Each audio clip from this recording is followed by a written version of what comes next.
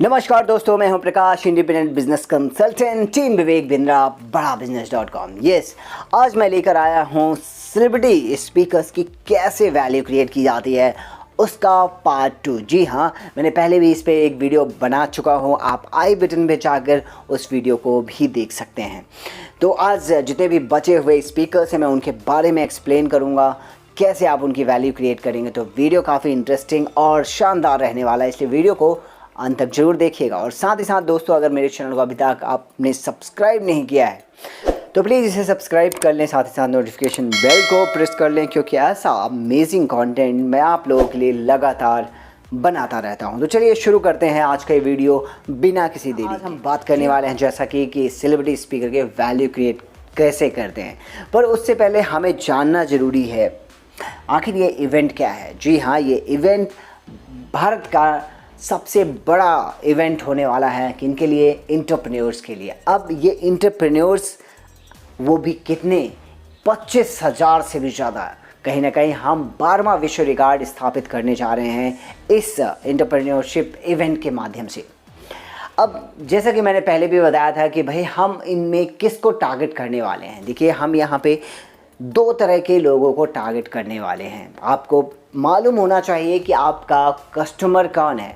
अगर आपका कस्टमर आपको पता नहीं है तो आप आखिर वैल्यू किसके क्रिएट करेंगे। तो आपको पता होना चाहिए कि आपका कस्टमर कौन है। एक बार फिर मैं आपको बता दूं कि हमारे सिर्फ 2 ही टाइप के कस्टमर हैं। पहला, बडिंग एंटरप्रेन्योर्स। बडिंग एंटरप्रेन्योर्स वो होते हैं जिनके पास आइडियाज़ होता है, बट उनके पास आइडिया तो है बट करना कैसे है ये पता नहीं होता। वो हो सकते हैं स्टूडेंट भी हो सकता है, वर्किंग प्रोफेशनल भी हो सकता है, या फिर नॉट वर्किंग भी हो सकता है। तो ये कुछ लोग हैं जिन्हें हम बडिंग एंटरप्रेन्योर्स कहते हैं। और दूसरा ऑप्शन में आता है कि एग्जिस्टिंग एंटरप्रेन्योर। जी हाँ, जो पहले से ऑलरेडी एंटरप्रेन्योर हैं और अपने बिजनेस को स्केल करना चाहते हैं। और कुछ तो ऐसे हैं जो जिनके बिज़नेस में काफ़ी सारी बर्निंग प्रॉब्लम्स हैं और जिनको वो सॉल्व करना चाहते हैं।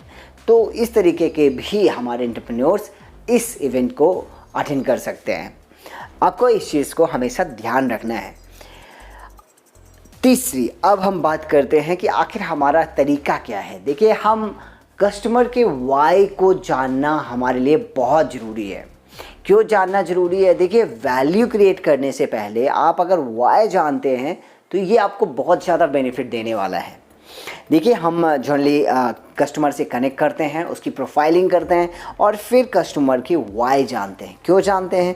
ताकि उसकी प्रेजेंट प्रॉब्लम को समझ सकें और वो प्रॉब्लम उसके बिज़नेस को कितना इम्पैक्ट कर रही है वो जान सकें। और जब आप वो सारी चीज़ें जान जाएंगे तभी आप उसे सल्यूशन प्रोवाइड करेंगे या फिर इस इवेंट को के लिए उसको इनवाइट करेंगे। तो कस्टमर का वाई कितना ज़्यादा इम्पॉर्टेंट हो जाता है ना।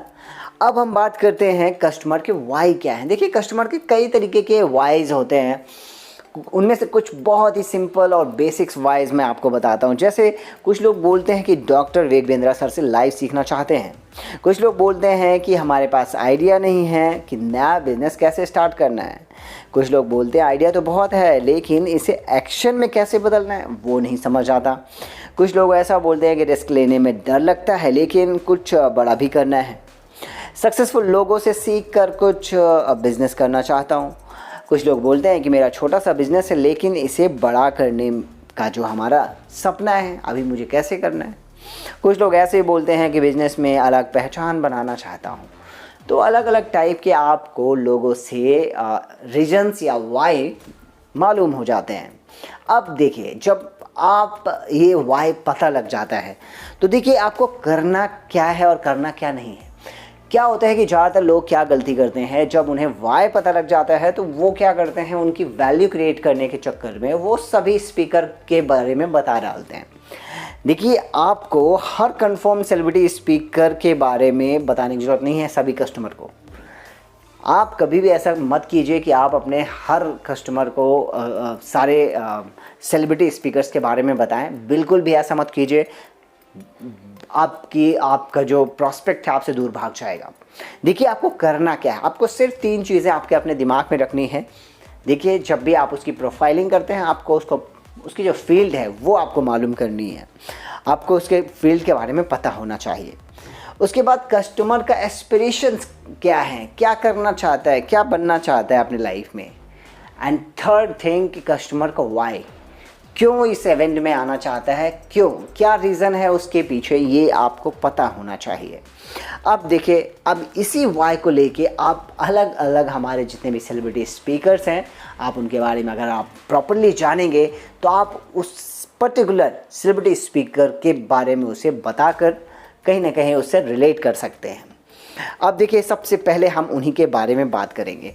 क्यों? क्योंकि हमारे पास क्या है, हमारे पास एक रोड मैप है ताकि हम लोगों के बड़े सपनों को पूरा कर सकें। और वो कौन प्रोवाइड करता है? हमारा लॉन्च पैड, यस, माई लॉन्च पैड।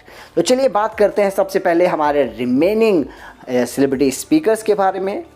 तो सबसे पहले बात करते हैं मिस्टर नारायण राणे। जी हाँ, बहुत सारे लोग जानते भी होंगे इन्हें। ये हमारे कैबिनेट मिनिस्टर हैं एमएसएमई के। जी हाँ, अब इनके बारे में बताने से पहले कुछ थोड़ी जानकारी आपको बेसिक्स दे दूं। जी हाँ, भारत में हमारे पास कितनी एमएसएमई है? 6.5 करोड़ से भी ज़्यादा। अब इन 6.5 करोड़ जो एसएमईज़ हैं, अगर इनका कंट्रीब्यूशन की बात करें भारत की जीडीपी में, तो वो उसका कितना फीसदी है? 30% है। अब जब एमएसएमई खोलते हैं तो बहुत सारा एम्प्लॉयमेंट जनरेट होता है, तो कहीं ना कहीं एम्प्लॉयमेंट क्रिएट करने में भी इसका बहुत योगदान है। चौथी सबसे बड़ी चीज़, इंडिया को आत्मनिर्भर भारत बनने में एमएसएमईज़ का बहुत योगदान है। तो कहीं ना कहीं नारायण राणे ने अपनी लीडरशिप के कमाल के दम पर कहीं ना कहीं भारत को आत्मनिर्भर बनाने की कोशिश कर रहे हैं। साथ ही साथ बहुत सारे गवर्नमेंट प्लान्स एंड पॉलिसीज़ हैं जिन्हें ये बनाने में अपना योगदान देते हैं। तो कुछ इस तरीके से ये काम करते हैं, तो कहीं ना कहीं आप इनसे बहुत कुछ सीख सकते हैं कि कैसे इन्होंने ये सब चीज़ें किया, है ना। ये सारे में योगदान मिस्टर नारायण राणे जी का है। अब हम बात करते हैं मिस्टर विवेक आनंद ओबराय। जी हाँ, आप लोग इन्हें जानते होंगे कि ये फेमस बॉलीवुड एक्टर सेलिब्रिटी रह चुके हैं, बट बहुत कम लोग जानते हैं कि वे एक बहुत ही बड़े और अच्छे बिजनेसमैन हैं। क्यों? क्योंकि अब मैं आपको उनके बारे में कुछ उनकी बिजनेस या क्रिएटिविटी के बारे में बताता हूँ। देखिए, मिस्टर विवेक ओबराय के बारे में आपको मैं बता दूं कि आज उनके एज अ बॉलीवुड एक्टर होते हुए भी 20 से ज़्यादा बिजनेसेस हैं जो वो रन कर रहे हैं। दूसरी सबसे बड़ी चीज़ उन्होंने सेटअप करी है first technology company at the age of 19। जब वो 19 साल के थे तब उन्होंने एक टेक्नोलॉजी कंपनी का सेटअप कर दिया था। सोचिए, जिस एज में इंसान कुछ सोचता नहीं हो, उस एज में उन्होंने एक कंपनी खड़ी कर दी थी। तीसरी बड़ी चीज़, different ways of starting as an entrepreneur. इन्होंने बहुत सारे एंटरप्रेन्योर कैसे बन सकते हैं, उन बहुत सारे तरीक़ों को खोज निकाला है और आप उन तरीक़ों को यहाँ पे इस प्लेटफॉर्म पे जान पाएंगे। चौथी सबसे बड़ी चीज़, how to leverage your learning in entrepreneurship. देखिए, बहुत सारा चीज़ हम सीखते हैं, बट कैसे अपने एंटरप्रेन्योरशिप में उसको इस्तेमाल करेंगे, लेवरेज करेंगे, ये सब आपको सीखने को मिलेगा मिस्टर विवेक आनंद ओबराय जी से। जी हाँ, इसके बाद बात करते हैं मिस्टर मनु जैन। बहुत सारे लोग जानते हैं इनके बारे में कि ये फॉर्मर ग्लोबल वाइस प्रेसिडेंट थे जियोमी के, और आज जियोमी का फ़ोन हर दूसरे तीसरे व्यक्ति के पास होता है। इनके बारे में आपको मैं बताना चाहूँगा कि इनके बारे में केस स्टडी है जो कि हार्वर्ड बिजनेस पब्लिशिंग में पढ़ाई जाती है, और उस केस स्टडी का नाम है सेलिंग अक्रॉस द बॉर्डर। जी हाँ, सोचिए, एक बाहर से कंपनी आके इंडिया में छा जाता है, तो कहीं ना कहीं कुछ तो ख़ास होता है जो बताने की काबिल होता है, जिसे हमें सबको बताना चाहिए, जिसे हम सबको जानना चाहिए। दूसरा, how to sell if you are a new or small brand. देखिए, कैसे आप नया हैं और कोई बहुत छोटा ब्रांड है, कैसे उसको एक्सपैंड कर सकते हैं, कैसे बेच सकते हैं, आप इनसे ये सीखेंगे। तीसरी सबसे बड़ी चीज़, retailers don't want to keep your stock. देखिए, रिटेलर्स कभी भी नहीं चाहते आपके स्टॉक को रखना, तो आपको क्या करना है ना।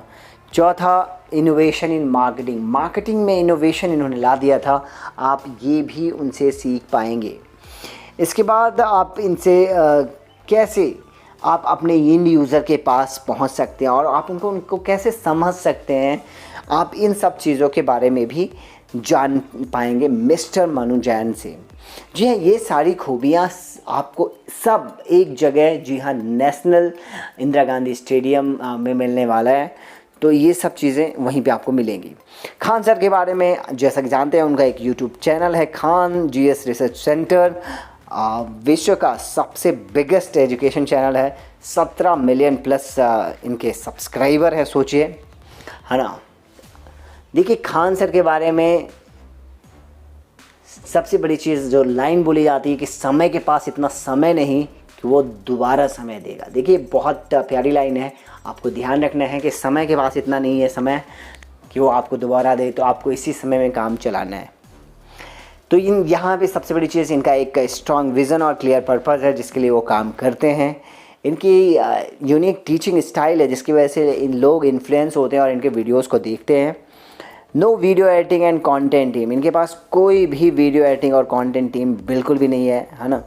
तीसरी सबसे बड़ी चीज़, how to bounce back from every failures. देखिए इनके लाइफ में बहुत सारे फेलियर्स आए, पर इन्होंने हर चीज़ से इन्होंने अपने आप को ओवरकम किया। और सबसे बड़ी चीज़ कि आप अपनी टारगेट ऑडियंस को कैसे समझ पाएंगे, ये आप इनसे सीख सकते हैं। तो आप इनसे ये सीखेंगे। इसके बाद मिस्टर अवध ओझा, जी हाँ, इनको बोला जाता है पहले ये कभी लाइफ में गुंडा हुआ करते थे और आज ये एक बहुत बड़े टीचर और कोच है। चलिए इनके बारे में आपको बता दूं, created unique methodology of learning. देखिए जब आप इनके साथ लर्निंग करेंगे ना तो आपको बहुत मज़ा आएगा, क्योंकि इनका पढ़ाने का जो स्टाइल है एकदम यूनिक है। दूसरा, how to extract relevancy from anything. देखिए आप इनसे सीखेंगे कि कैसे हर चीज़ से एक एक्सट्रैक्ट करेंगे, एक जो रिलेवेंट चीज़ है उस चीज़ को कैसे एक्सट्रैक्ट कर सकते हैं, वो चीज़ आप इनसे सीखेंगे।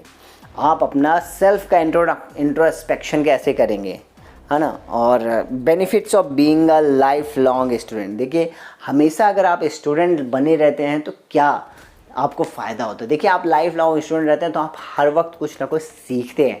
ये सब चीज़ें बहुत ही बेसिक्स और बारीकियों के साथ मिस्टर अवध ओझा जी आपको हमारे इस इवेंट के माध्यम से बताने वाले हैं, शेयर करने वाले हैं।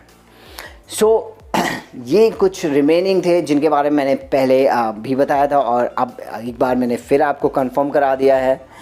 So thank you very much. मुझे उम्मीद है कि इन सभी स्पीकर्स को पढ़ने के बाद, समझने के बाद आप अच्छे से वैल्यू क्रिएट कर पाएंगे और अपने कस्टमर को बहुत ही अच्छे तरीके से उनकी प्रॉस्पेक्टिंग कर पाएंगे।